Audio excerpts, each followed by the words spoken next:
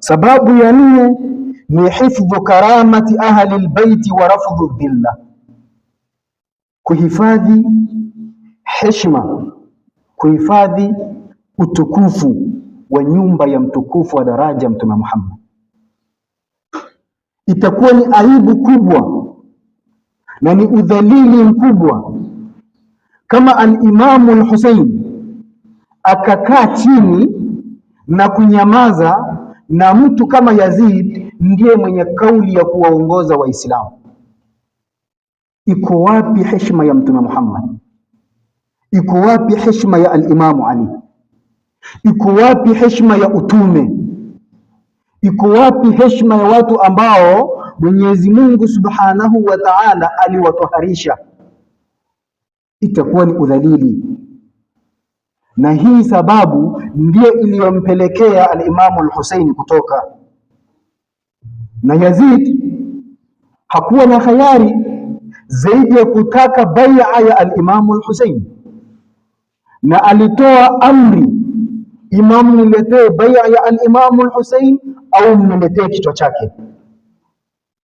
Na hakuwa na khayari al-Imamu al-Hussein kutoa bai'a kwa udhalili. Ni bora afe kifo chenye sharafu kuliko kukubali kumpa Yazidi utawala. Al-Imamu al-Hussein ambaye yeye ni chanzo cha kubakia Uislamu kuanzia enzi za Mtume.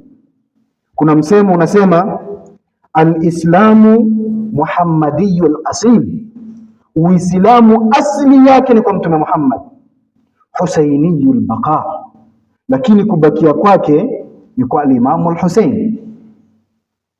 Walaalla hadha yuthiru ishkal, inakuwaje Uislamu kubakia iwe ni sababu ni al-Imamu al-Hussein?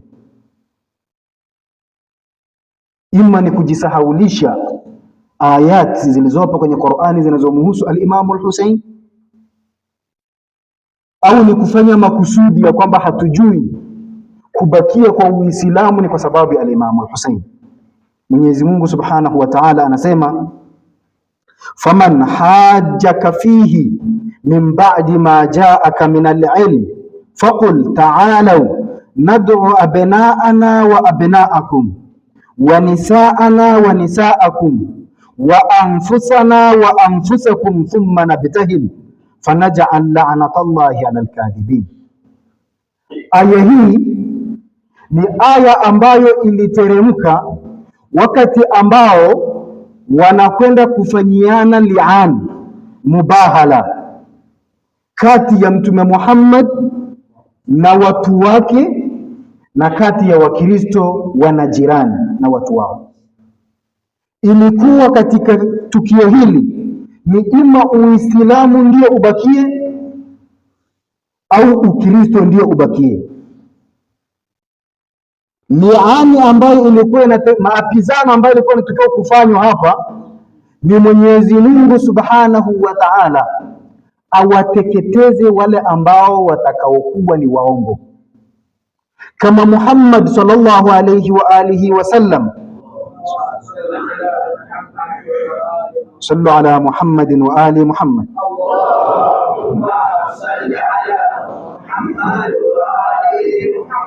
Kama itakuwa Mtume Muhammad waliyadhu billah kwamba ni muongo, basi ateketee yeye na atakaokuja nao.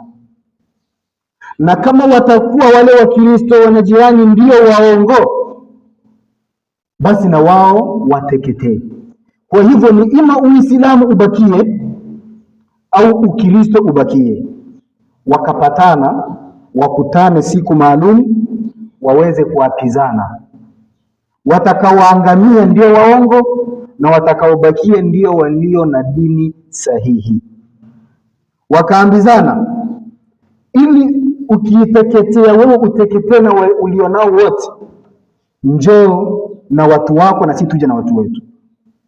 Mtume Muhammad akatoka kwa mujibu wa aya, faqul ta'alu nad'u abna'ana wa abna'akum, nyinyi njoeni na watoto wenu na sisi tuje na watoto wetu. Wa nisa'ana wa nisa'akum, na nyinyi njoeni na wanawake zenu na sisi tuje na wanawake zetu. wa anfusana wa anfusakum, na nyinyi mje wenyewe na sisi tuje wenyewe, ili kusibakie yeyote nyuma baada ya kuteketea, asija akaanzisha upya dini yenu.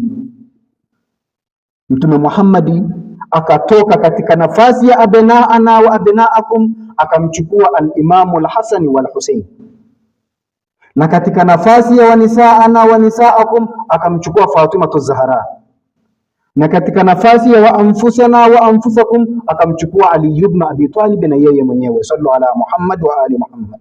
Allahumma salli ala Muhammad wa ali Muhammad. Tarikh inatambia wale Wakristo walipomuona Mtume Muhammad anakuja na wale watu alioongozana nao, mmoja katika wale mapadri akasema, wallahi nawapeni tahadhari, Muhammad na hawa watu anaokuja nao, lau hawa watu wakamwambia Mwenyezi Mungu tunataka uamrishe lile jabali kutoka pale liende pale, la faal, Mwenyezi Mungu anafanya.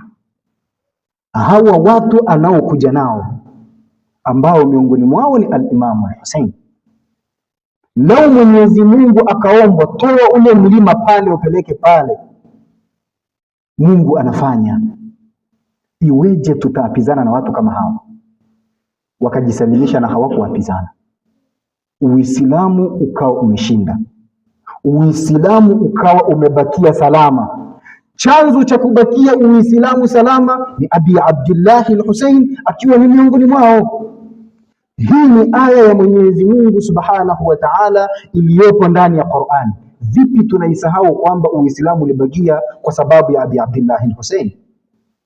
Na vipi tunajisahau ya kwamba mtu ambaye alikuwa ni sababu na chanzo cha kubakia Uislamu amwachie Yazidi awe mtawala, mlezi awe mtawala, mnywa pombe awe mtawala, mzinifu awe mtawala, dhalimu awe mtawala, muuaji awe mtawala, alafu mtu ambaye ni chanzo cha kubakia Uislamu mbele ya Mtume Muhammad sallallahu alayhi wa alihi wasallam akae chini? Ni jambo ambalo haliwezekani.